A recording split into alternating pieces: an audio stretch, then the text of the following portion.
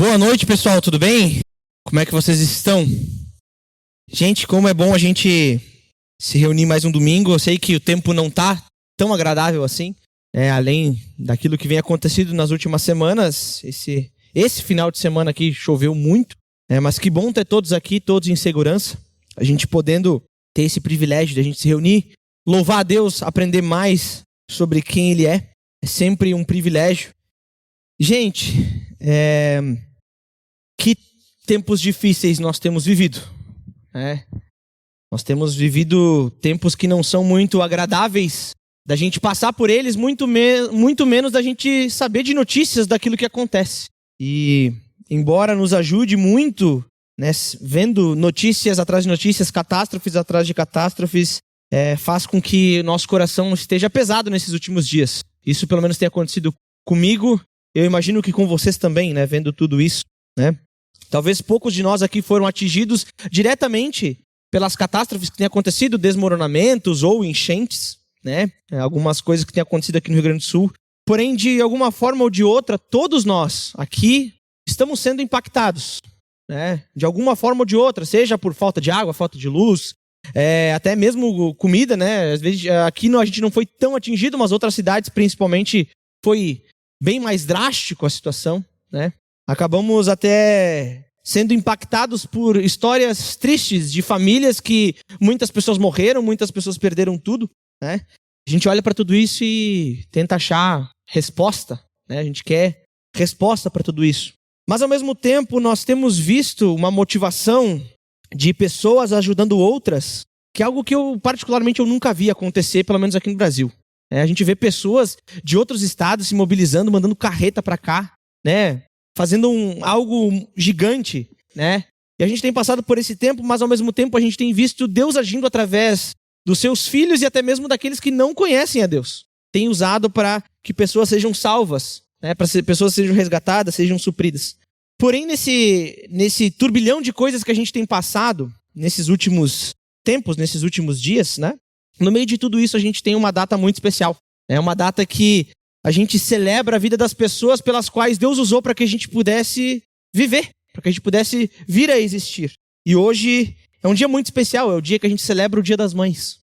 No meio de tudo isso, ainda existe algo para a gente celebrar, a gente se lembrar da graça de Deus também em nosso favor, que é a vida das nossas mães. No meio de tudo isso que está acontecendo, é até meio difícil a gente parar para comemorar, A gente esquecer um pouco aquilo que está acontecendo no Rio Grande do Sul como um todo, a gente parar para pensar, poxa, eu quero ser grato pela vida da minha mãe, E é meio difícil a gente parar, festejar, celebrar, mas que a gente possa tirar esse tempo, talvez hoje, ainda até o restante da noite, para poder se lembrar disso.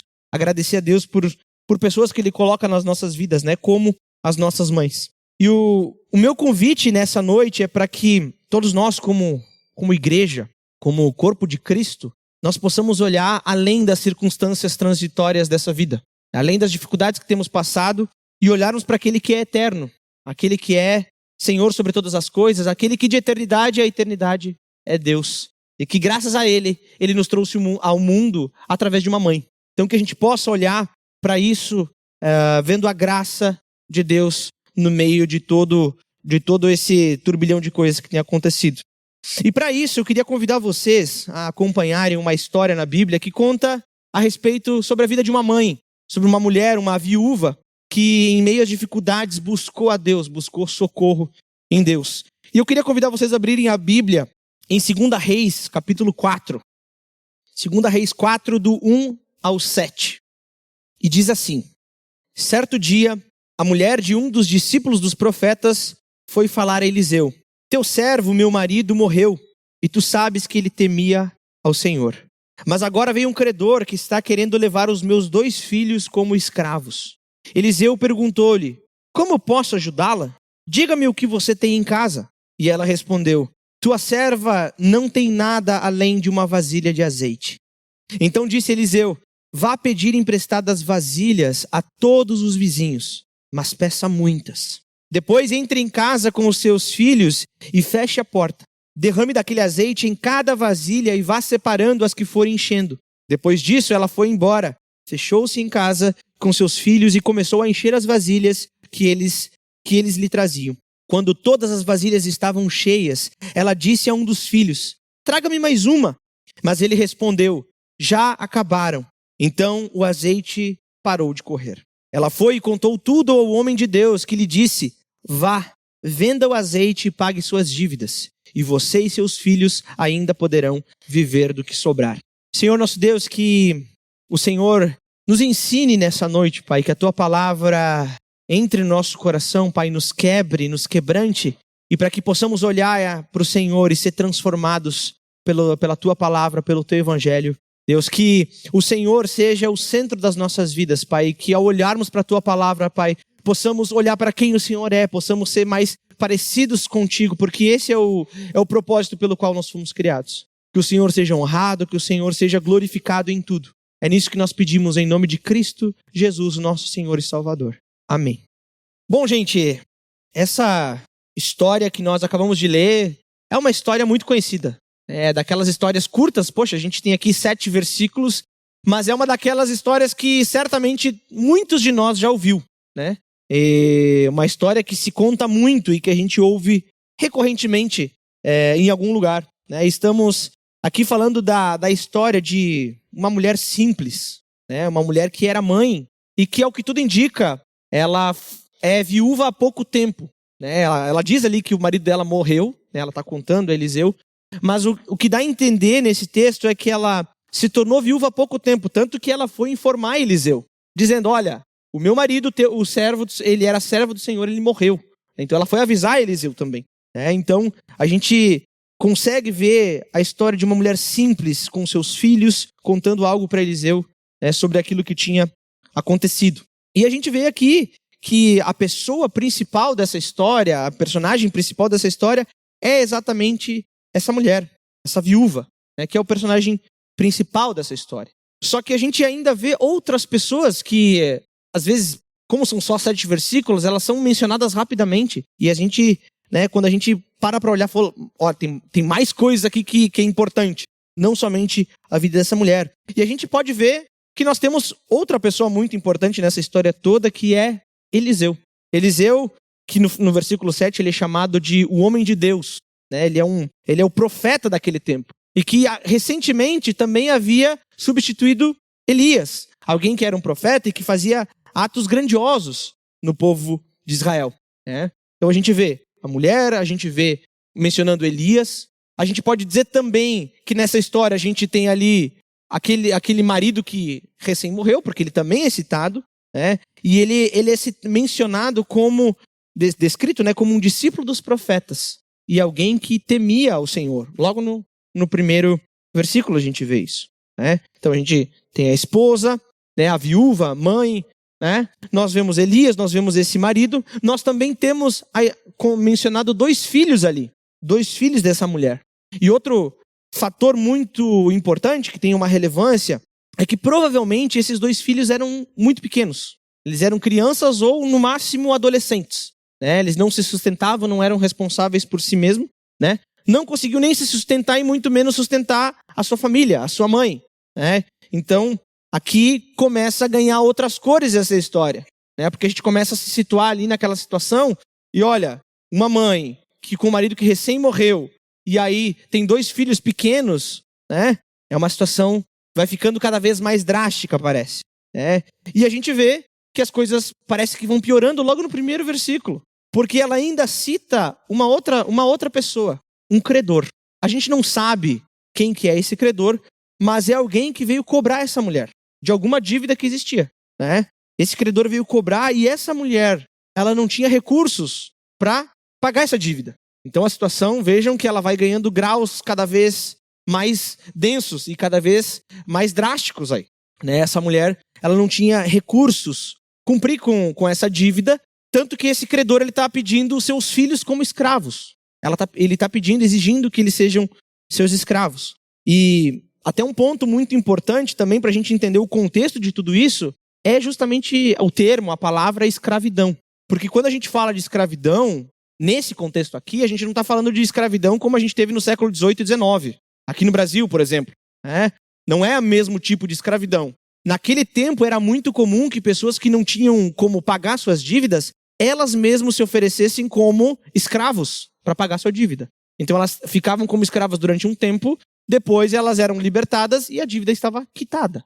Era comum isso acontecer no período antigo. Tanto a pessoa se oferecer como escrava, como ao invés dela mesma oferecer seus filhos. E vamos dizer assim, o único recurso que essa mulher tinha seriam os 2 filhos, e ela não queria se desfazer dos 2 filhos. Então, a gente vê aqui que é completamente ilegítimo essa cobrança que o credor está fazendo. Ninguém está mencionando aqui que ele está errado em fazer essa cobrança. A própria lei do povo de Israel vai mencionar sobre ter escravos e tudo mais. E é nesse contexto, a pessoa estava exigindo essa cobrança, exigindo seus filhos como escravos. E por fim, outras pessoas que são muito importantes e que também são mencionadas nesse texto são os vizinhos. Aqueles os quais emprestam suas vasilhas, para que aquela mulher e seus filhos enchessem elas de óleo e pudessem, então, quitar a sua dívida. Todas essas pessoas são muito importantes para essa história. Todas essas pessoas, de alguma maneira ou de outra, fazem parte desse drama que essa mulher e seus filhos, essa família está enfrentando. E é justamente sobre esse drama enfrentado por essa mulher, essa mãe e os seus filhos, que tem muito a nos ensinar nessa noite. A gente tem muito a aprender com essa mulher, muito a aprender com essa mãe. E logo no versículo 1 ele diz assim: certo dia, a mulher de um dos discípulos dos profetas foi falar a Eliseu: teu servo, meu marido, morreu. E tu sabes que ele temia ao Senhor. Mas agora vem um credor que está querendo levar os meus filhos como escravos. Logo no primeiro versículo a gente já se depara com toda essa catástrofe que está acontecendo na vida daquela família. Ela não tem para onde correr. A gente está vendo uma família que, assim, já o marido acabou de morrer, estão endividados, tem 2 filhos que logo mais vão ser escravizados por causa dessa dívida, E a mulher está naquela situação sem saber o que fazer. A mãe desses 2 filhos está ali sem saber o que fazer. E aí a questão que nos fica é: imagina você numa situação dessa. Se coloca no lugar dessa mãe, que está ali diante de tudo aquilo ali, está falando com Eliseu, contando essa história, passando por tudo isso. Imagina como é que seria a sua cabeça diante de tudo isso, Essa mulher que acabou de perder o marido, está correndo um gravíssimo risco de perder os filhos também. E que num momento como esse, numa época como essa, que não tinham trabalhos para as mulheres ficavam em casa cuidando dos seus filhos, e essa mulher não tinha nenhum resgatador, não tinha nenhum parente que pudesse quitar essa dívida e assumir essa dívida por ela. Essa mulher não tinha o que fazer. Ela ia passar fome, ela ia pedir esmola, ou ela ia se render à prostituição. Uma dessas coisas.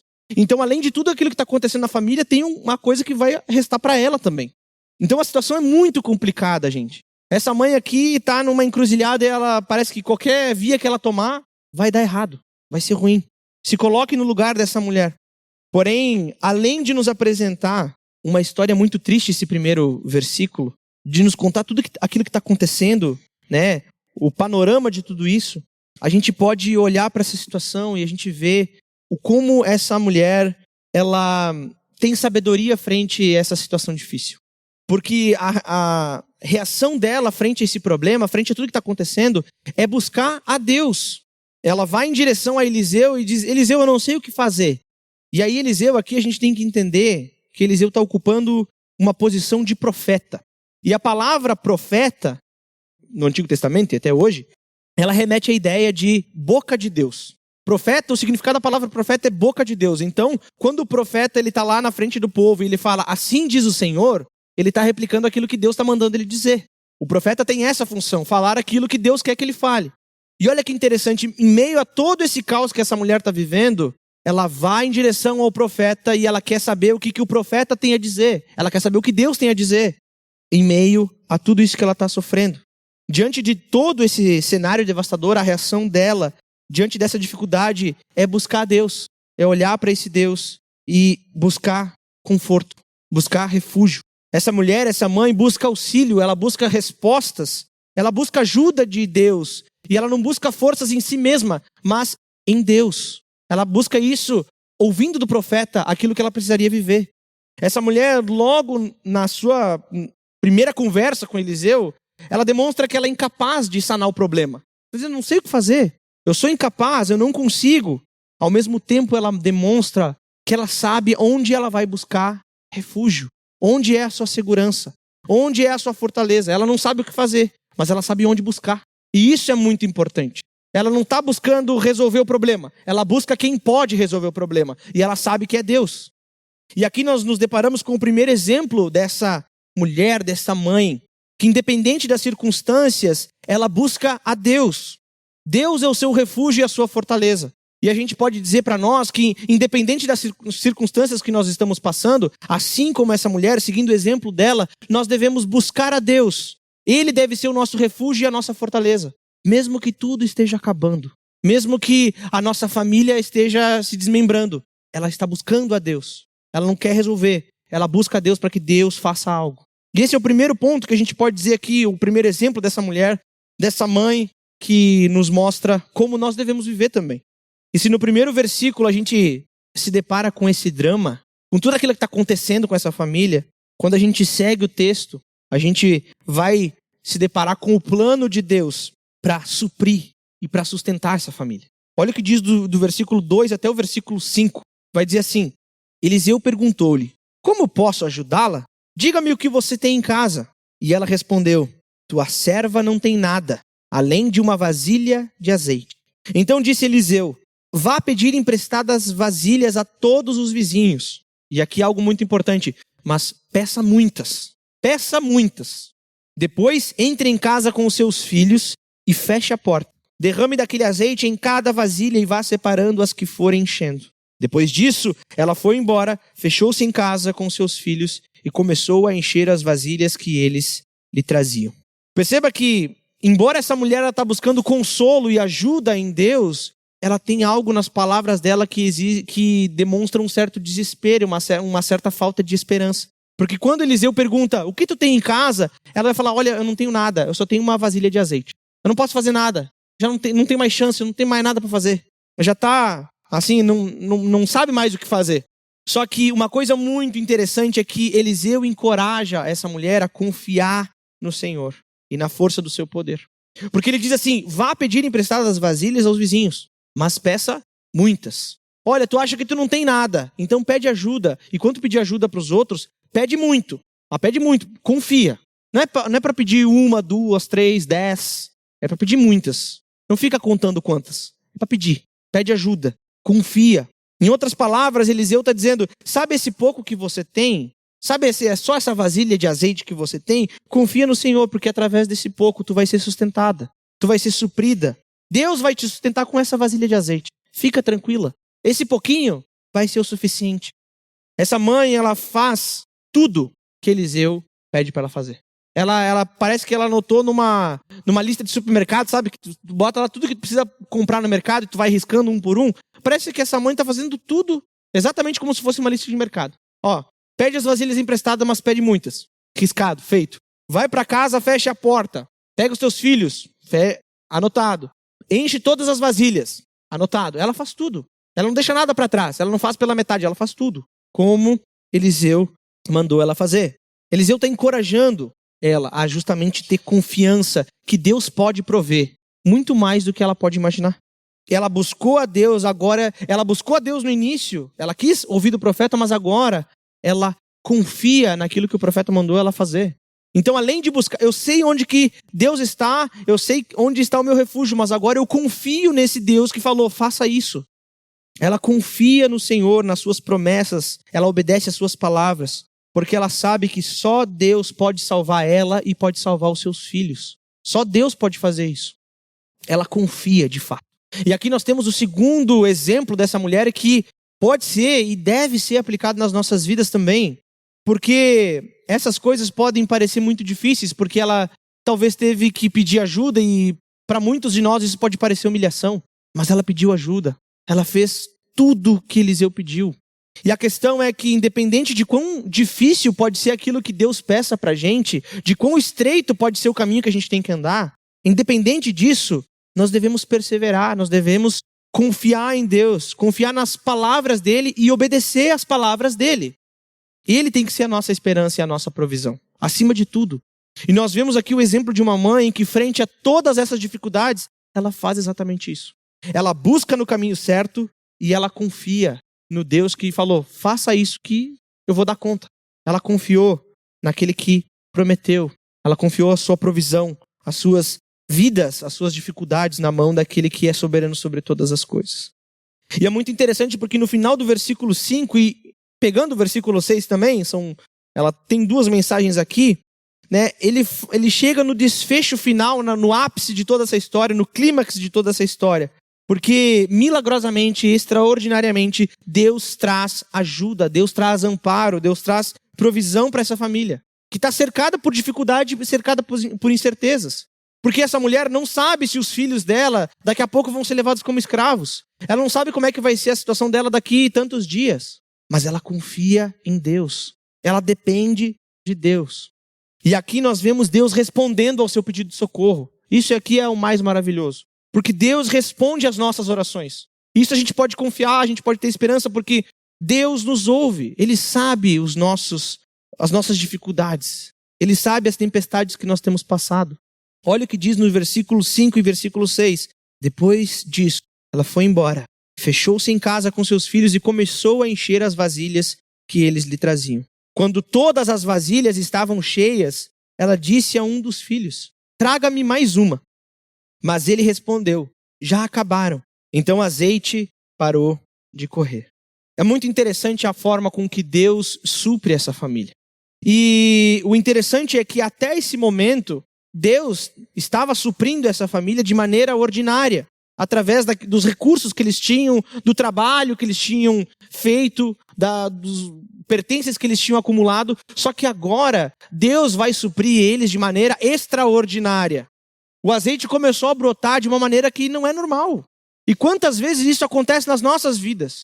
Nós estamos em dificuldades e nós pensamos, não, vamos fazer isso, vai dar certo. E Deus faz mais daquilo que nós pensamos ou pedimos. E é exatamente isso que acontece. Deus provê a essa família tanto de maneira ordinária como de maneira extraordinária. Mas a questão é que Deus provê. É Deus que traz sustento. É Deus que sustenta as famílias. Tanto aquela família como as nossas famílias hoje. Porém, algo que me chama a atenção em toda essa história, principalmente nesses dois versículos, no 5 e no 6, é a forma como Eliseu deixou algumas instruções para essa mãe e a forma como essa mãe faz questão de cumprir essas instruções. Porque existe uma preocupação em fazer com que esses dois filhos vejam aquilo que está acontecendo. Que eles participem do milagre que Deus está fazendo. Eles estão ali no meio, eles estão participando, mas fica claro que é Deus que faz. Mas existe uma preocupação enorme em que esses filhos vejam aquilo que está acontecendo. Porque Eliseu, ele vai dizer, no versículo 3, no versículo 4, depois entre na sua casa com os seus filhos. Com os seus filhos, fecha a porta, ninguém mais precisa saber. É só você e seus filhos, mas eles precisam ver isso tudo. Eles precisam ver que Deus está cuidando de você e deles também. Eles precisam saber. E quando essa mãe, ela cumpre a risca aquilo que Eliseu está dizendo, ela está levando a mesma preocupação. Eu quero que meus filhos vejam que Deus está provendo, que Deus está cuidando. Essa mesma confiança que eu tenho em Deus, eu quero que eles tenham também. Eles têm que ver com seus próprios olhos o que Deus está fazendo. E essa mãe, além de confiar, de obedecer a essa instrução, ela transmite essa mesma mensagem, essa mesma confiança, essa mesma obediência para os seus filhos. Assim como a mãe, os filhos também necessitam crer nessa provisão divina. Não é só a mãe, os filhos têm que ver isso acontecer. Mesmo que sejam por meios não naturais, eles têm que ver. Se for por meios naturais, têm que ver. E esses dias eu vi um podcast que me chamou muita atenção, que é um podcast que fala sobre futebol. E tinha lá um ex-jogador de futebol que era muito famoso na Copa de 2002, né? E ele é multimilionário, ele não precisa trabalhar mais. Não precisa. E uma questão, e hoje ele trabalha na televisão e tudo mais, e ele disse assim, eu faço questão de trabalhar todos os dias para que os meus filhos, eles vejam que eu estou trabalhando todos os dias. Que eles não vejam que tem um milionário em casa, sentado, e que não está fazendo nada, e que eles podem levar a vida assim. Eu quero que eles aprendam que existe trabalho, que precisa se trabalhar. E precisa ter provisão através do trabalho. E isso, de fato, precisa acontecer nas nossas vidas. Nós precisamos trabalhar e ensinar os nossos filhos a trabalhar também. Mas nós também precisamos ensinar os nossos filhos a depender de Deus. E nós precisamos depender de Deus. Nós precisamos confiar que por mais que a gente trabalhe, quem vai prover é Deus. Não somos nós. A confiança está em Deus, não nos nossos próprios braços. E aqui está o terceiro exemplo dessa mãe. Porque ela transmite a sua fé, ela transmite a sua confiança, a sua dependência aos seus filhos. Ela faz isso. E isso é uma responsabilidade dos pais. De levar aquilo que nós aprendemos de Cristo aos nossos filhos. A confiança e dependência que nós temos de Deus aos nossos filhos. E a gente, talvez, alguns jovens aí possam pensar, não, então é só quando eu tiver filho eu vou me preocupar com isso. Não, porque existem filhos naturais e existem filhos espirituais. E é nossa responsabilidade falar de Deus para eles também. É nossa responsabilidade instruir, levar a fé, edificar uns aos outros. Que a provisão e a salvação, elas pertencem a Deus, ao Senhor. E nós precisamos transmitir isso aos outros. E por fim, no último versículo, no versículo 7, após o milagre de Deus, essa mãe, ela faz questão de prestar contas daquilo que Deus fez, daquilo que o Senhor lhe deu. E olha o que diz no versículo 7. Ela foi e contou tudo ao homem de Deus, que lhe disse, vá, venda o azeite e pague suas dívidas. E você e seus filhos ainda poderão viver do que sobrar. Olha só, a primeira frase, ela foi e contou ao homem de Deus que lhe disse. Antes ela estava em apuros. E o que ela foi fazer? Ela foi em direção ao profeta, ao homem de Deus, a Eliseu. Dizia, Eliseu, eu preciso de ajuda, eu não sei o que fazer. Eu preciso que Deus faça algo. Agora ela vai para o mesmo Eliseu e ela vai dizer, Deus fez. Glória seja dada a Deus. Ela faz questão de testemunhar o agir de Deus no cuidado da sua família. A sua atitude é uma atitude de louvor e de gratidão a Deus por tudo aquilo que ele fez. Porque imagina, se coloca no lugar dessa mulher. Tudo estava acabando, gente. Tudo estava acabando. Algumas coisas já tinha perdido o marido. Mas ela faz questão de mostrar, Deus esteve conosco. Deus está conosco. Além de louvar a Deus e ser grata no seu coração pelo favor de Deus, essa mulher ainda quer honrar a Deus. Ela ainda quer, porque ela encheu as vasilhas, mas ela ainda não fez nada com essas vasilhas. As vasilhas estão em casa, estão no estoque. Ela não fez nada. E ela, além de agradecer, além de reconhecer que foi Deus que fez, ela quer saber, e agora? O que eu faço com tudo isso? Perceba que ela não está determinando, dizendo assim, olha, agora eu sei, agora Deus fez e agora é comigo mesmo e eu que mando nas vasilhas, eu vou resolver meu problema. Mas ela olha para Deus, ela vai em direção a Eliseu e diz, e agora? E aí Eliseu diz para ela, vende tudo, paga a tua dívida e depois, com o que sobrar, tu vai viver. Diante do milagre de Deus, ela quer falar, ela quer ser testemunha daquilo que Deus fez. Mas ela também quer saber quais são os próximos passos, como é que ela deve andar dali para frente. E é justamente nisso que nós nos deparamos com o terceiro exemplo dessa mãe, que é um exemplo de fé para nós. Ela foi testemunha do agir de Deus, da sua salvação, no seu viver diário, na sua provisão. E que a gente seja assim também, que a gente testemunhe daquilo que Deus fez por nós. Porque Deus enviou o seu Filho para morrer numa cruz por nós e nós temos que ser testemunhas. E testemunha, quando a Bíblia fala de testemunha, a palavra testemunha, ela tem um aspecto de mártir. É alguém que, se preciso for morrer por isso, vai morrer. E testemunha não é só alguém que vê e fica quieto. A gente sabe como é que é num julgamento. Tem uma testemunha, ela vai lá testemunhar daquilo que ela viu. E nós que recebemos o favor de Deus, e não é só nesta vida, mas é na vida que há de vir, nós devemos ser testemunhas daquilo que Deus fez e continua fazendo na nossa vida. Fez por nós, em nós e através de nós. Nós temos que ser testemunhas disso tudo. No nosso viver diário, agradecendo a Deus por tudo aquilo que Ele nos provê, para que Deus seja glorificado através do nosso compartilhar, da nossa busca pela direção dEle. Assim deve ser a nossa vida. E é diante desse exemplo dessa mulher, dessa mãe, que eu gostaria de levantar algumas questões para a gente parar e refletir, comparados com a nossa vida. Porque é muito fácil a gente ler um texto da Bíblia e a gente falar, nossa, que legal que aconteceu com aquela mulher, bacana. Mas e nós? Como é que nós somos confrontados com isso? E diante de tudo isso, eu queria perguntar, nos tempos difíceis, nos momentos de dor e de sofrimento, onde está o nosso refúgio? Onde está a nossa fortaleza? Você aí, onde está o teu refúgio, tua fortaleza? Onde está a sua rocha? Onde está a base da sua vida, o seu refúgio? Onde que você procura socorro? Para quem você grita, eu não sei o que fazer. Muitos de nós estão passando por isso nesse exato momento. E quando eu falo nós, é Rio Grande do Sul. Quantas pessoas estão nessa mesma situação dessa mulher? Dizendo, Deus, eu não sei o que fazer, já perdi tudo. E a grande questão é, onde está o nosso refúgio? Está nas coisas, está na nossa família, está no dinheiro ou está em Deus? Porque todas as coisas podem acabar a qualquer momento e a gente vê isso acontecendo na prática agora, no nosso estado. As coisas acabam assim, gente. Numa semana atrás, quantas cidades estavam de pé? E uma semana depois, tudo embaixo d'água, gente. Onde está o nosso refúgio no momento desse? Porque eu, quando olho para essas coisas, a minha reação natural como pecador é olhar, é me desesperar. Só que quando eu olho para Deus, eu falo, cara, posso perder tudo amanhã, mas Deus continua sendo a minha rocha, a minha fortaleza. Continua sendo o meu refúgio.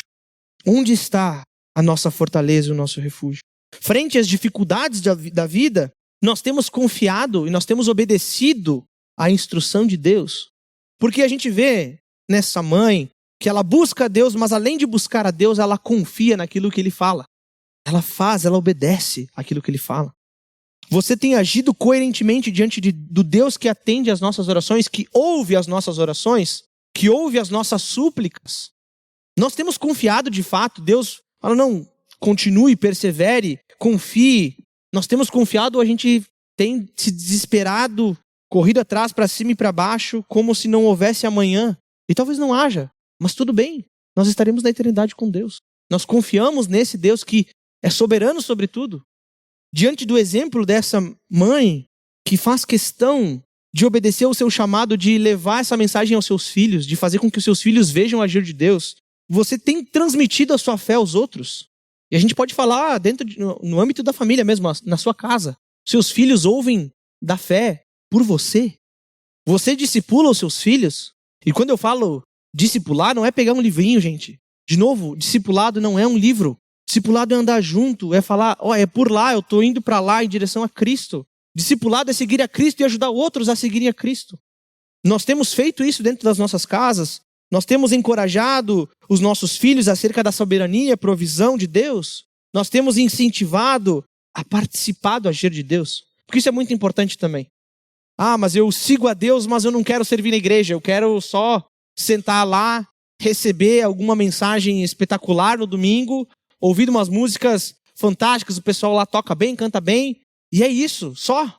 Nós temos incentivado os nossos filhos, sejam filhos naturais ou filhos espirituais, a servirem a Deus, a participarem do milagre de Deus. Porque, de novo, é Deus que faz, mas nós participamos. É Deus que convence pessoas do pecado, é Deus que converte pessoas, mas nós pregamos o Evangelho. Nós temos sido testemunhas das obras de Deus, daquilo que Ele fez em nós, por nós e através de nós. Nós temos transmitido ao mundo o que Deus fez. Porque essa mulher, essa mãe, ela se preocupou em fazer isso. Como é que tem sido a nossa reação diante daquilo que Deus é e faz para nós? O meu convite é que, ao a gente olhar para um exemplo desses, de uma mulher que buscou a Deus, que confiou em Deus, que transmitiu a mensagem de que Deus é soberano, de que foi testemunha de que Deus fez algo, que a gente possa olhar para esse mesmo Deus, que a gente possa olhar para esse Deus grandioso que cuidou da situação dela, que cuida da nossa e que cuida do pessoal que está sofrendo agora também. Que o nosso amparo, que o nosso refúgio, a nossa segurança, nossa confiança seja depositada em Deus. Assim como o exemplo dessa mãe. E que eu tenho certeza que muitas mães aqui fazem isso. E que seguindo esse exemplo possamos viver cada dia mais próximos de Cristo. Seguindo a Ele e levando outros a buscarem a Ele também. Então, gostaria que a gente orasse nesse momento, sendo grato por quem Deus é para nós, por tudo aquilo que Ele fez e por ser esse Deus soberano nas nossas vidas. Nosso Deus, obrigado porque, Senhor, nós muitas vezes estamos perdidos, Deus. Nós não sabemos o que fazer diante das adversidades dessa vida. Nós não sabemos para onde correr muitas vezes, Deus. Mas nós pedimos, meu Pai, que assim como essa mãe que estava numa situação complicadíssima, Deus, que estava sofrendo, que estava angustiada, que da mesma forma que ela buscou amparo no Senhor, que as nossas vidas sejam buscando ao Senhor.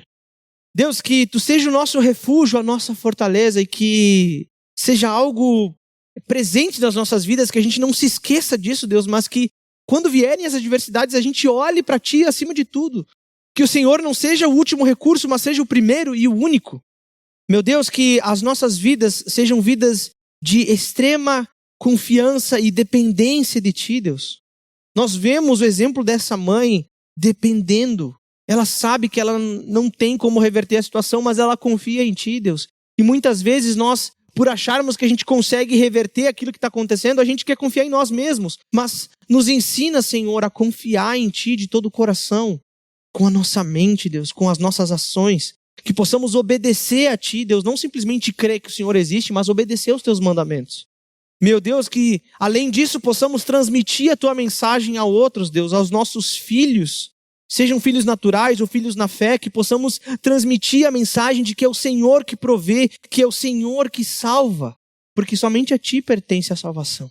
Deus, que sejamos testemunhas no mundo a respeito do Deus que conduz o curso da história, do Deus que entende o nosso sofrimento, de um Deus que se fez homem e morreu no madeiro por cada um de nós aqui, meu Deus. Que possamos pregar as Tuas boas novas ao mundo, Deus. Mesmo diante de calamidades, Deus, mas que possamos trazer alento às pessoas. Que não sejamos covardes, Pai, que não sejamos preguiçosos, mas que possamos fazer para o Senhor, que possamos entregar as nossas vidas ao Senhor. Seja o centro das nossas vidas, seja o Senhor das nossas vidas. Essa é a nossa oração. Em nome de Cristo Jesus. Amém.